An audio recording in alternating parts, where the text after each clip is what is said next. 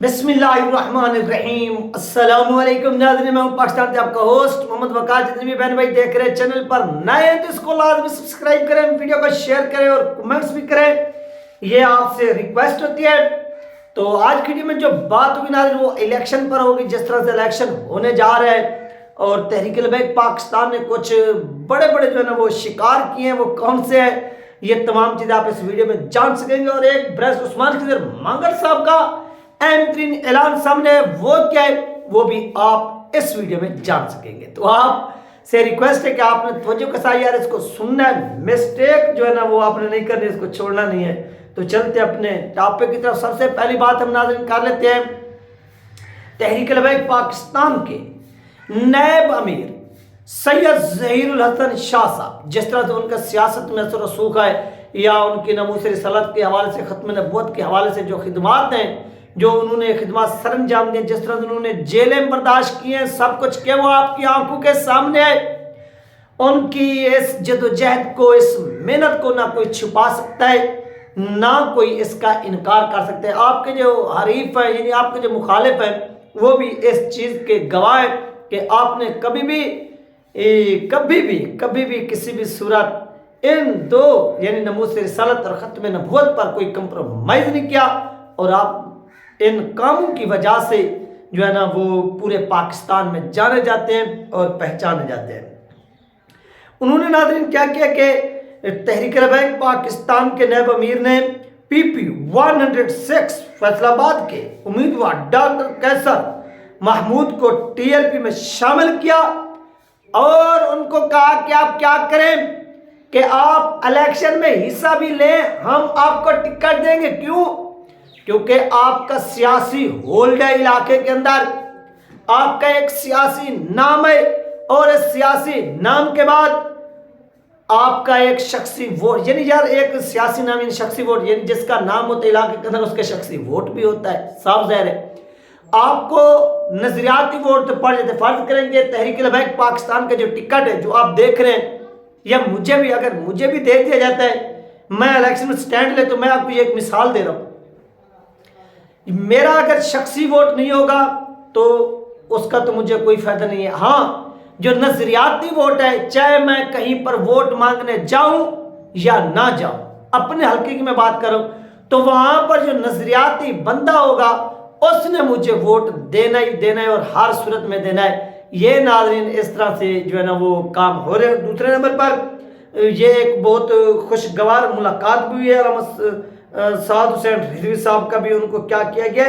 पैगाम दिया गया। और दूसरी एक बहुत बड़ी जो मुलाकात हुई, अहम तरीन जो दूसरी मुलाकात हुई, वो मरकजी नायब अमीर ने साबिक पीपल पार्टी के मजबूत उम्मीदवार चौधरी इब्राहिम उर्फ रंगा जट, चौधरी इब्राहिम उर्फ रंगा जट साहब जो है उनके साथ जो है ना वो तहरीक लबैक पाकिस्तान के नायब मरकजी अमीर सैयद ज़हीरुल हसन शाह साहब ने मुलाकात की और उनको क्या किया कि पार्टी के अंदर दावत भी दी कि आ जाएं, आपके लिए ये दरवाजे खुले। यार मैंने पहले भी आपको बताया और इसकी मैंने आपको हिस्ट्री भी बतानी है, हिस्ट्री भी आपने सुनना है, जो अभी ये शख्सियत पर्सनैलिटी TLP में शामिल हुई हैं या हो रही हैं इनके हवाले से, क्योंकि इनका सियासी बैकग्राउंड बहुत से जो लोग जो हैं उनको मालूम भी नहीं है यार इनका सियासत से क्या ताल्लुक है, इनकी क्या जदोजहद है, ये तमाम चीज़ें लोगों को मालूम नहीं है। इनको मालूम होनी चाहिए कि यार ये इनकी सियासी स्ट्रगल है और अपने हल्के के अंदर ये कारनामा इन्होंने सर अंजाम दिया है। नाज़रीन इन्होंने PP 156 यानी 157 से लाहौर में इलेक्शन लड़ने पर इनको मुबारकबाद दी। इस मौके पर इनकलाबी नजरियाती तब के आल पाकिस्तान चेयरमैन हकीम शफी तालिब ने भी शमूलियत की। अमीर लाहौर उस्मान नक्शबंदी भी मौका पर मौजूद थे। ठीक हो गया। तो यहाँ पर हम इब्राहिम उर्फ रंगा जट की बात करते हैं। नाज़रीन इब्राहिम उर्फ रंगा जट जब रिसेंटली इलेक्शन हुए, इन्होंने पीपल पार्टी के टिकट के ऊपर इलेक्शन लड़ा, फाइट की और उस फाइट के नतीजे में ये सेकंड पोजीशन पर है, नंबर 1 पोजीशन पर नहीं आ सके। आप अंदाजा लगाइए कि इस बंदे का शख्सी वोट किस तरह है। اس کو بہت بڑی تعداد میں ووٹ پڑا ہے، یہ علاقے کے اندر ایک اپنا نام رکھتے ہیں، سیاسی اثر و سوخ رکھتے ہیں، اور ہم اسی چیز کا رونا رو رہے ہیں کہ آپ ان لوگوں کو اپنی پارٹی میں لیں جن کا شخصی ووٹ ہے، جن کا سب کچھ ہے۔ جب تک آپ ان لوگوں کو شامل نہیں کریں گے آپ اس وقت تک آگے نہیں بڑھ سکتے۔ کیوں؟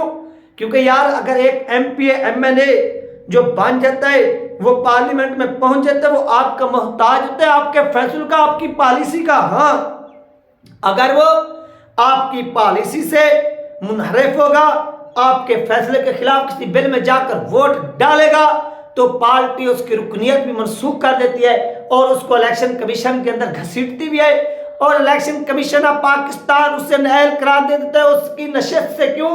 کیونکہ پاکستان کے آئین کے اندر ہے جو 1997 کے اندر کیا کیا گیا تھا، ایک ترمیم کی گئی تھی کہ اگر پارٹی منشور کے خلاف کوئی ایم پی اے کوئی ایم ایل اے ووٹ دے گا تو اسے نااہل قرار دیا جائے گا۔ یہ کیا تھا، ڈسکشن ہوئی تھی، اور اس ڈسکشن کے نتیجے میں یہ جو ڈیسیژن ہے وہ سامنے ہے۔ یہ ناظرین اس وقت کی سچویشن بنی ہوئی۔ اور دوسرے نمبر پر اہم ترین بات کہ بیرسٹر عثمان خضر مانگڑ صاحب، جن کو آپ جانتے ہیں کہ جنہوں نے آتے ہی سوشل میڈیا پر تحریک لبیک پاکستان کے حوالے سے جو طوفان برپا کیا تھا وہ آپ کی آنکھوں کے سامنے ہے، اور اس طرح سے انہوں نے کیا اعلان کیا، انہوں نے کہا ہے کہ وہ سیاست میں انٹر نہیں بلکہ الیکشن لڑنے جا رہے ہیں۔ سیاست میں پہلے تو انٹر تھے، اور ان کے حوالے سے یہ خبر آ رہی تھی کہ وہ سیاست میں کیا ہونے جا رہے ہیں، کہ وہ سیاست کے اندر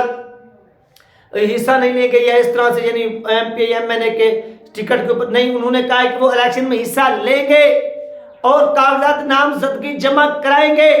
اب کل یعنی بروز جمعرات 21 دسمبر کو وہ الیکشن کمیشن کے دفتر میں جائیں گے، ایک ریلی کی صورت میں جائیں گے، اور وہاں پر جا کر کیا کریں گے، اپنے کاغذات نامزدگی جمع کریں گے اور الیکشن میں حصہ لیں گے۔ یار ان مضبوط شخصیات کو تحریک لبیک پاکستان کے اندر شکست دینا مشکل ہی نہیں، ناممکن ہے۔